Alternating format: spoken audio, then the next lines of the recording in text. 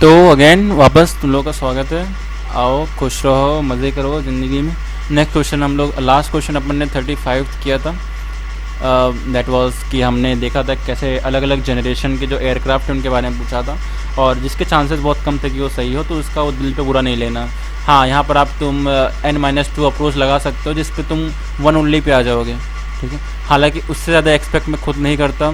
Even हो सकता है मेरे बहुत सारे रेयर केसेस में बहुत सारे स्टूडेंट्स का ये गलत भी हुआ हो, ठीक है। इसलिए हम नेक्स्ट क्वेश्चन की तरफ बढ़ते हैं। मैं पहले ही बोल रहा हूँ, आज वापस बोल रहा हूँ, मैं कितनी बार बोल चुका हूँ, वापस आज अभी बोलता हूँ कि कुछ क्वेश्चन गलत होंगे, तब तुम लॉजिकल अप्रोच लेके चलोगे तो कई सारे क्वेश्चन गलत होंगे, क्योंकि 10 में से 7 या 6 क्वेश्चन में ही लॉजिकल अप्रोच लगती है, बाकी क्वेश्चन में इनकरेक्ट होता है। तो दिल पे नहीं लेना, तुम नेट पॉजिटिव में रहोगे, खुद पे भरोसा रखो, खुद पे भरोसा रखना है और अच्छे से अप्रोच फॉलो करनी है, पथ को फॉलो करना है, ठीक है।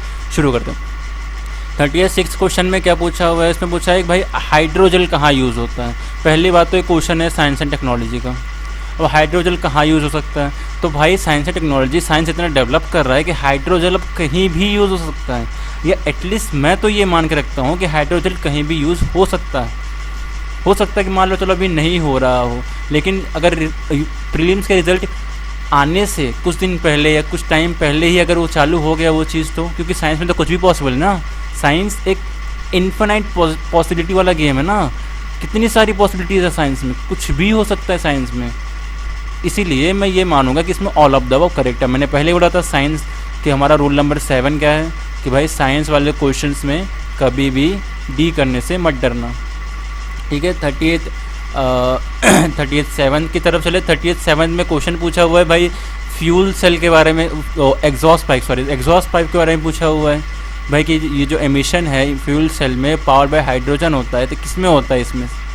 तो मैं पर्टिकुलरली एक्सपेक्ट नहीं करता कि भाई कोई भी स्टूडेंट इसका आंसर लगा कर आए।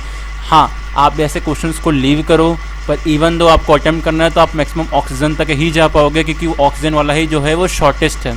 अब शॉर्टेस्ट ही ज़्यादा श्योरेस्ट होता है।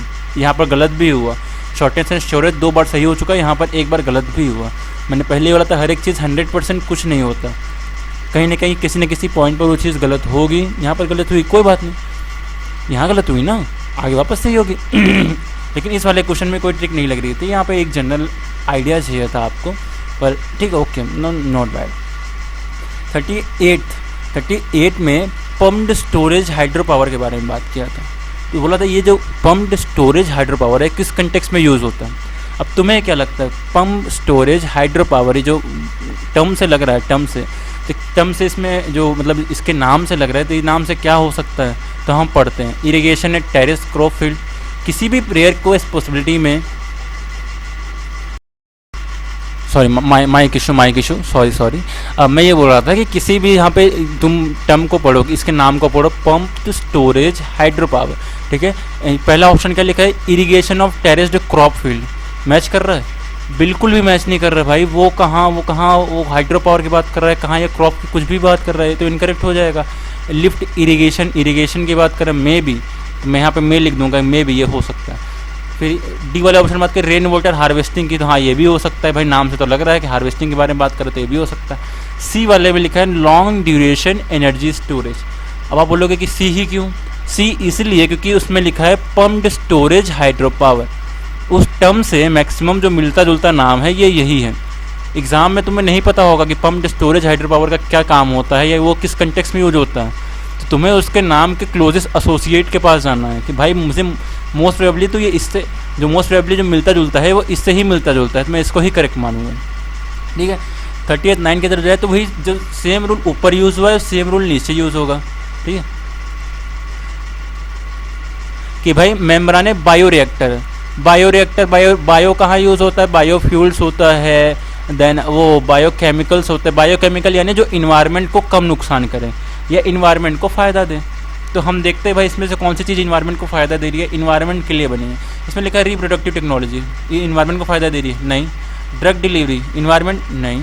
Vaccine production, environment? नहीं। इन्वायरमेंट से ये तीनों जुलते ही नहीं है। हाँ, वेस्ट वाटर ट्रीटमेंट, भाई इन्वायरमेंट के भले की बात कर रहा है, जो वेस्ट वाटर होता है उसकी ट्रीटमेंट की बात कर रहे हैं, तो यही आंसर होना चाहिए मोस्ट प्रोबेबली। तुम्हें किसी भी टर्म को समझना है, सबसे पहले घबराना नहीं है। तुम्हें टर्म दिख रहा है, तुम उस टर्म को थोड़े थोड़े टुकड़ों में बांटो। तुमने चलो मोस्ट प्रोबेबली मेम्ब्राने को दो पार्ट में मेम्ब्रान, इसको दो पार्ट में तूने बांट लिया, ठीक है। बायो रिएक्टर, तुमने रिएक्टर को अलग कर लिया, बायो को अलग कर लिया। अब तुम सोचो बायो क्यों ऐड किया होगा यहाँ पर, मोस्ट प्रोबेबली कुछ नेचर की बात की होगी, इन्वायरमेंट की बात की होगी, इसलिए सस्टेनेबिलिटी की बात की होगी, ठीक है। चलो ठीक है, यहाँ पर डी इसका आंसर आ जाएगा। 40th क्वेश्चन क्या है, 40th क्वेश्चन में पूछा है कि कोलेक्ट्रल बोरोइंग, लैंडिंग ऑब्लिगेशन, ये सब इंस्ट्रूमेंट है, मनी मार्केट के इंस्ट्रूमेंट है, ये बेसिक नॉलेज है। यहाँ पर तुम्हें बेसिक नॉलेज आइडिया होना चाहिए, बेसिक नॉलेज पे ये हो जाएगा, बहुत इजी है, बस खुद पे भरोसा रखना, एग्ज़ाम में पैनिक मत करना, तुम बेसिक नॉलेज से भी कुछ क्वेश्चन कर सकते हो, यहाँ पे बेसिक नॉलेज से करा जा सकता है। हाउएवर अगर तुम्हें नहीं आ रहा है फिर भी एक जनरल आइडिया में बॉन्ड या स्टॉक मार्केट तो नहीं ही होगा, क्योंकि बॉन्ड और स्टॉक मार्केट ये दोनों एक दूसरे से एसोसिएटेड होते हैं, और ये सब तो नहीं आता उसमें। अब फॉरेक्स मार्केट के 2-4 कंपोनेंट तो सबको याद होते हैं, जैसे SDR हो गया, गोल्ड हो गया, या फॉरेन मनी हो गया, तो फॉरेक्स मार्केट को सबको आइडिया है कि हाँ भाई इसमें क्या क्या आता है, तो मोस्ट प्रोबेबली आंसर भी मनी मार्केट ही आ रहा है। हालांकि इसमें आपको अपना जो बेसिक नॉलेज है वो यूज़ करना है, नॉलेज बेस्ड नॉलेज ये क्वेश्चन ज़्यादा है in compare to the logic based question. यहाँ पर डेफिनेशन पूछ ली गई है भाई, टोटल फर्टिलिटी रेट की डेफिनेशन क्या होगी, क्या डेफिनेशन है टोटल फर्टिलिटी रेट की। अब फर्टिलिटी रेट कैसे ध्यान रख सकते हैं, तुम्हें ध्यान होगा कि जब 2024 में क्वेश्चन पूछा गया था उस टाइम पर जो जापान था वो इस चीज़ के क्राइसिस से गुजर रहा था। और जापान किस चीज़ के क्राइसिस से गुजर रहा है, वहाँ पर बेबीज़ बॉर्न नहीं हो रहे हैं, लोग अप्रोच ही नहीं कर रहे हैं नई बेबीज़ के लिए, और यही वहाँ के लोगों की दिक्कत थी। और तुम पढ़ोगे बाकी सब डेफिनेशन को पढ़ोगे तो भाई birth rate minus death rate कुछ भी लिखा हुआ है यहाँ पर, number of children born to couple in their life time, ये एक चीज़ है कि हाँ तुम ये इसमें अगर टिक करते तो तुम गलत नहीं होते, ठीक है। बी और डी जो है ये मोस्ट प्रोबेबली तुम्हारा बहुत ज़्यादा क्लोजेस्ट एसोसिएट है, अगर तुम ये इन दोनों में से कोई एक टिक करते तो तुम गलत नहीं होते, तुम तब भी हीरो ही होते, ठीक है। तुमने गलत किया कोई बात नहीं, तुम्हारा अप्रोच क्लियर था तो तुम बी करते तो भी तुम करेक्ट हो, तुम डी करते तो भी तुम करेक्ट हो, ऐसा कोई दिक्कत नहीं है, ठीक। कुछ क्वेश्चन इनकरेक्ट होंगे, तुम्हें उन क्वेश्चंस को दिल पे नहीं लेना है, आगे बढ़ते रहना है, कुछ नया सीखना है, कुछ नया करना है, ठीक है। 40th सेकंड का क्वेश्चन की तरफ चलें तो 40th सेकंड क्वेश्चन में लिखा है कि नो, अब तुम ध्यान से पढ़ो, तुम वर्डिंग पढ़ो, ठीक है, वर्डिंग को ध्यान दो। वर्डिंग में लिखा है non banking financial company, non banking है और फाइनेंशियल कंपनी है, ठीक है। बैंकिंग का काम देख तो तुम कर नहीं रहे हो, ठीक है, और एक तुम फाइनेंशियल कंपनी मतलब खुद का फ़ायदा देख रहे हो, तो बोले can access the liquidity adjustment facility ratio of Reserve Bank of India. भाई अगर Reserve Bank of India non banking ये फाइनेंशियल कंपनी के साथ काम करने लग जाएगा तो Reserve Bank of India public नहीं हो जाएगा, और सॉरी प्राइवेट नहीं हो जाएगा। रिजर्व बैंक ऑफ इंडिया का मेन गोल क्या है कि हमारे देश में फाइनेंशियल क्राइसिस ना हो, हमारे देश में मनी का फ्लो बराबर बना रहे, और हमारे देश में जो बैंक्स होती हैं उनको जो बैंक्स होती उनको जो है रेगुलेट करता है। पर ये तो नॉन बैंकिंग है ना, तुमने वर्डिंग को ध्यान से पढ़ा नहीं, तुम कैन एक्सेस के पढ़ के हाँ सही है भाई, कैन मतलब कुछ भी हो सकता है, नहीं हो सकता भाई, तुम्हें वर्डिंग को ध्यान से पढ़ना है, उसके आंसर इनकरेक्ट हो जाएगा तुम्हारा। सेकंड और थर्ड वाले में मैक्सिमम पॉजिटिविटी दी हुई है, इसमें लिखा है FII can hold the government securities, तो की होल्ड नहीं कर सकते, तो मुझे एक रीज़न बता दो, काउंटर करने की कोशिश करो, पॉसिबल नहीं है काउंटर करना, कर सकते हैं वो लोग। और उसमें लिखा है stock exchange can offer separate trading platform for डेब्ट, क्यों नहीं कर सकते सेपरेट ट्रेडिंग, ये भी चांसेस बहुत ज़्यादा है, ठीक है। अब यहाँ पर तुम बोलोगे यहाँ कैन था तो आपने सही किया, यहाँ कैन था तो तुम आपने सही किया, यहाँ क्यों नहीं किया, क्योंकि यहाँ पर मैंने कैन से पहले नॉलेज को प्रायोरिटी दी है। नॉन बैंकिंग फाइनेंशियल इंस्टीट्यूशन के साथ RBI जनरली ऐसी फैसिलिटी के लिए इन्वॉल्व नहीं हो सकता, ठीक है। तो ये चीज़ आपको ध्यान रखनी है कि पहले कैन रैशनल लॉजिक इन सबसे पहले आपको नॉलेज यूज़ करना है, जनरल जो आपको सामने दिख रहा है वो यूज़ करना है, उसके लिए आपको अपना दिमाग शांत रखना है और घबराना नहीं है। 40th थर्ड की तरफ चले, इसमें लिखा था कौन है जो कॉर्पोरेट बॉन्ड में गवर्नमेंट सिक्योरिटीज़ में ट्रेड कर सकता है, तो कॉर्पोरेट बॉन्ड है तो उसमें कौन ट्रेड कर सकता है, सभी ट्रेड कर सकते हैं फॉर श्योर। रिटेल इन्वेस्टर क्यों ट्रेड नहीं कर सकते, इनका तो काम ही यही है।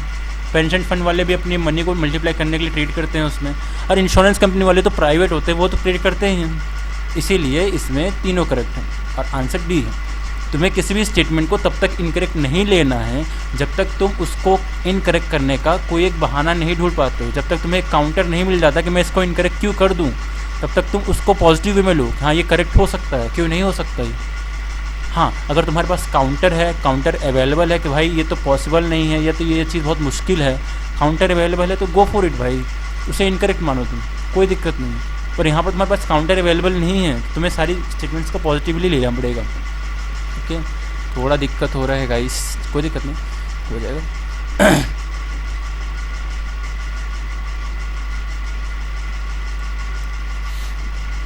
वेट अ व्हाइल, अब ठीक है। 48 के चलो चले 44 क्वेश्चन में चलो चलते हैं। हमने 43 वाला किया है, ये वाला कैसा था, रैशनल, सॉरी क्या हो रहा है ये, एक सेकेंड, रैशनल बेस था आर वाला। ओके, नीचे चलते हैं अपन। 48 के चलो चलें, इसमें लिखा है कि फॉलोइंग कंसीडर करो, ठीक है। यहाँ पे कौन सा फाइनेंशियल इंस्ट्रूमेंट है, ठीक है। अब मैं तुम्हें एक चीज़ बताता हूँ, अब तुम्हें एक नया रूल लिख लो यहाँ पर, इम्पोस्टर रूल। नंबरिंग मत करना, सिर्फ लिख दो imposter rule. Imposter, IMPOSTER, imposter. Imposter कौन होता है, वो तुमने अमोंग अस गेम खेला होगा या देखा होगा। इम्पोस्टर यानी जो इंसान अपने में ही छुपा हुआ होता है पर हमसे अलग होता है, ठीक है। उसका जो काम होता है वो दूसरों से अलग होता है। अब तुम यहाँ पर इम्पोस्टर ढूंढ पा रहे हो, नहीं ढूंढ पा रहे हो भाई। एक्सचेंज रेटेड फंड, ठीक है, फाइनेंशियल इंस्ट्रूमेंट लगता है, सुनने में लगता है। करेंसी स्वैप लगता है। मोटर व्हीकल, लाइक तुम इन दोनों को ग्रुप कर सकते हो। ये कहाँ से आ गया मोटर व्हीकल, वो खुद में एक फिजिकल असेट है भाई, मोटर व्हीकल कैसे हो सकता है। तुम्हें खुद सोचना है कि जहाँ पे एक्सचेंज ट्रेडेड फंड की बात की है, करेंसी स्वैप की बात की है, अचानक से मोटर व्हीकल कहाँ से आ गया। हाँ, इससे तुम इसको इनकरेक्ट कर सकते हो और आंसर दिया जाएगा। जब कोई एक ऑप्शन अपने सराउंडिंग वाले ऑप्शन में एडजस्ट नहीं कर पाता, ये बहुत अलग होता है, तो जनरली इनकरेक्ट होता है।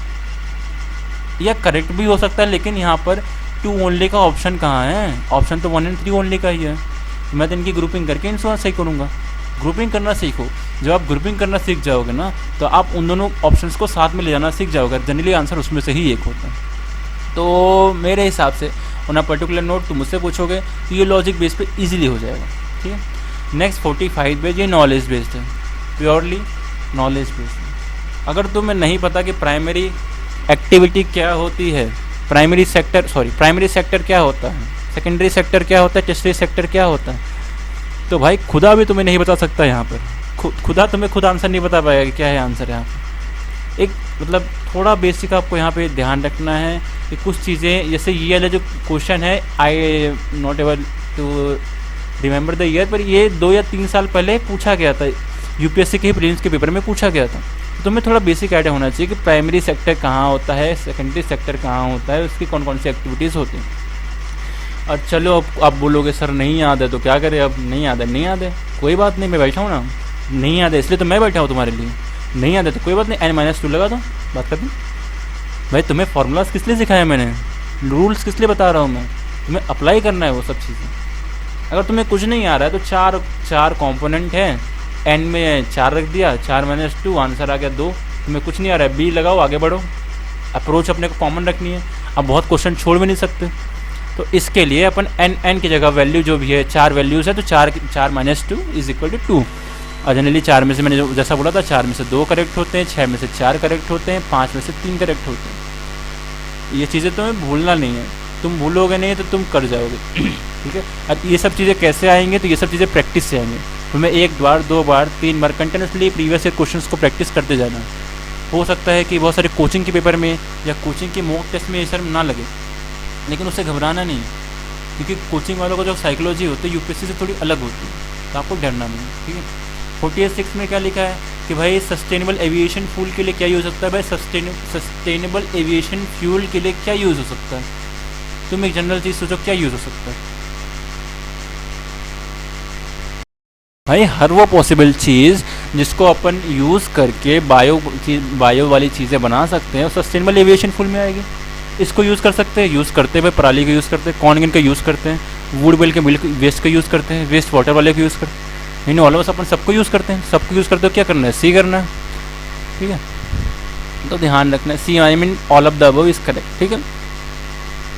कुछ वाले मैंने जैसे आपको बोला था कि अगर आपको ऐसा लगता है, लाइक सपोज दैट, अगर आपको लगता है कि नहीं मैं सारों को नहीं करूँगा, तो ठीक है आप काउंटर करने की कोशिश करो। कि भाई एग्रीकल्चर का रेसिड्यू क्यों यूज़ नहीं हो सकता, कॉर्न ग्रेन क्यों यूज़ नहीं हो सकता, वुड मिल वेस्ट क्यों यूज़ नहीं हो सकता, वेस्ट वाटर क्यों यूज़ नहीं हो सकता। अगर तुम्हारे पास काउंटर नहीं है देन गो फॉर कि हाँ सब करेक्ट है, ठीक है। एक बेसिक अप्रोच आपने यही रहनी चाहिए। अगर मेरे पास काउंटर नहीं है या मैंने जनरल यही सुना है तो वो करेक्ट होंगे, ऑलमोस्ट करेक्ट ही होंगे, बस ये माने चलना। देन 47 की तरफ चलें। 47 में वापस 4 आया तो n-2 अप्रोच लग जाएगा। और उससे पहले अपन एक नॉलेज बेस्ड अप्रोच देखते हैं। ये तो हमारा लॉजिक बेस्ड अप्रोच हो गया ना। पहले मैंने क्या बोला, पहले आएगा नॉलेज, फिर आएगा रैशनल, फिर आएगा लॉजिक। तो पहले अपन नॉलेज लगाएंगे। नॉलेज क्या लगाना है भाई, वर्किंग कैपिटल, यानी जो काम कर रहा है, जो करंट में काम कर रहा है लेकिन वो ख़त्म हो जाएगा। अभी तो वर्क कर रहा है लेकिन वो ख़त्म हो जाएगा। क्या फार्मर का प्लग ख़त्म हो सकता है? वो फार्मर का प्लग है कि आइसक्रीम का कोन जो ख़त्म हो जाएगा? वो एक बार दो बार मल्टीपल टाइम यूज़ होगा वो। और जो मल्टीपल टाइम यूज़ होता है, एक लिमिटेड समय तक सस्टेन करता है, उसको अपन बोलते हैं फिक्स कैपिटल। आई होप तुम जानते होगे। इसलिए अब कंप्यूटर भी है। कंप्यूटर को अपन ऐसा तो है नहीं भाई कि वो कद्दू है, एक बार खा लिए ख़त्म हो गया, ऐसा नहीं हो सकता।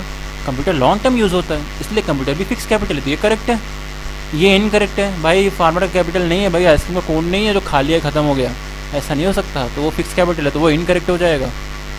लेट में क्लियर कर देता हूँ, मैथ्स क्लियर कर देता हूँ मैं, ठीक है। तो ये इनकरेक्ट हो गया, ये करेक्ट हो गया भाई। यान जो है वो यूजिंग है।